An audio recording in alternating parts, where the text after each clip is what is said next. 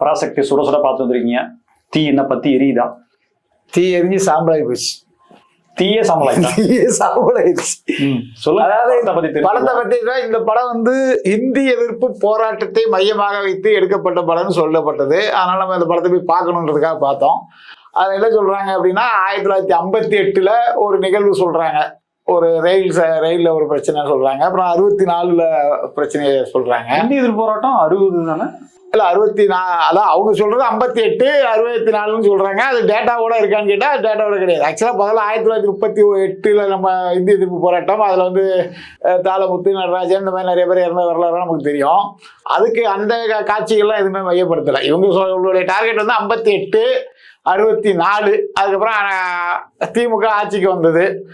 இதை வச்சு எடுத்திருக்காங்க. இதுல என்ன நம்ம பார்க்க வேண்டிய விஷயம் அப்படின்னா, படத்துடைய இயக்குனர் அவருக்கு தமிழும் தெரியாது, தமிழ் மொழியுடைய வரலாறும் தெரியாது.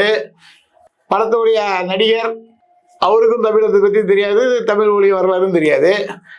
அந்த படத்தில் வில்லனாக இருக்க ஜெயரவிக்கும் எதுவும் தெரியாது.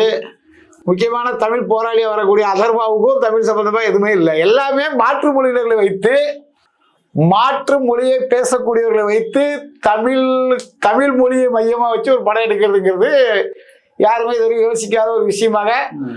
கர்நாடகக்காரங்க, தெலுங்குக்காரங்க எல்லாம் தமிழுக்காக போராடுறாங்க. தமிழ்நாட்டை சேர்ந்த ஒரு தமிழ் நடிகர் இல்லைன்றது தமிழக மக்களுடைய. இது முழுக்க முழுக்க படம் வந்து யாரும் பார்க்கக்கூடிய அளவுக்கோ அது எதுவுமே இல்லை.